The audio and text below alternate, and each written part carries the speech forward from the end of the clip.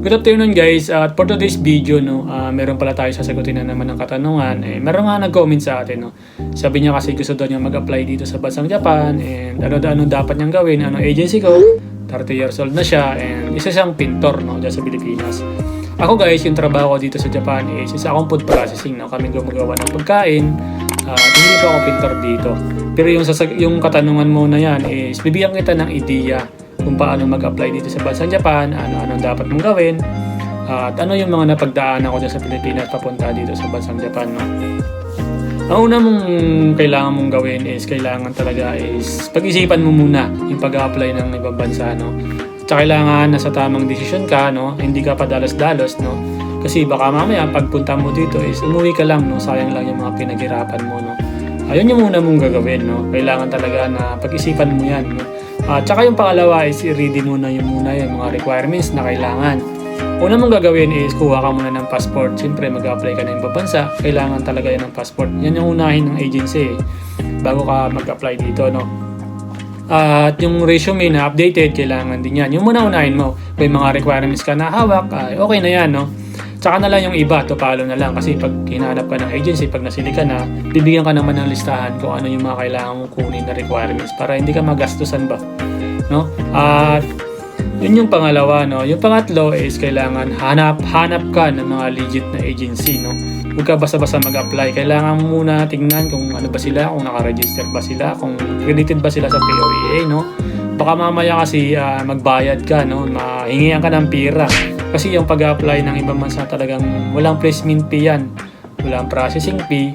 Tsaka wala kang babayaran. Kundi yung gagastusin mo lang is yung pagkain mo sa pang-araw-araw dyan, sa pag-apply mo sa pamasahe, tsaka yung mga requirements mo.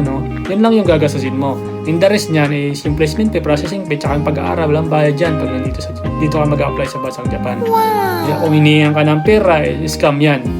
Magtaka ka na, Kasi sayang lang yung pera na gagastusin mo, sayang lang yung pera na ibabayad mo.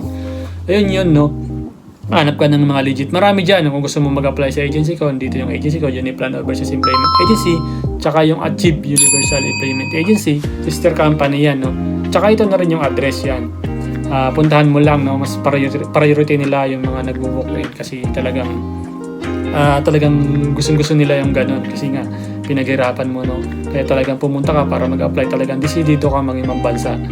Yun yung unahin mong gagawin. Tsaka kailangan talaga is kung mag-apply ka pala ng bansang Japan is kailangan mo talaga mag-aral ng Nihongo language dito. Kailangan kasi yan dito kasi ang pag-aaral ng mga Japanese language is hindi naman talaga madali yan kasi nga talagang parang bumalik ka sa grade 1. Kasi nga mahirap naman talaga yung pag-aaral ng Japanese, kaya nasa sayo na rin yan. Kung siseryosohin mo yung pag-aaral, mas maganda. Kung hindi mo siseryosohin, talagang hindi ka makakapunta dito.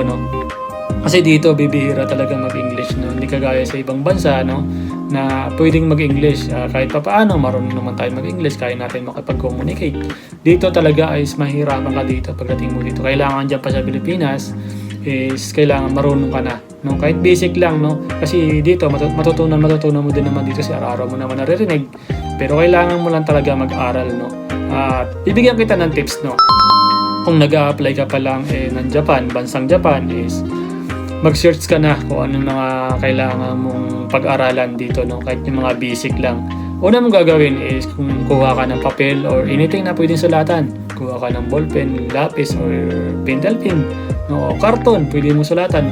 Isulat mo yung mga hiragana at katakana. Doon ka muna magsimula, para pag nag-aaral ka is hindi ka mahirapan, at na-advantage ka na, Yun yung unahin mo. Sa isang araw, pag hindi ka busy, magsulat ka ng mga, ang tawag doon is hiragana and katakana, Yan yung karakter nila dito sa bansang Japan.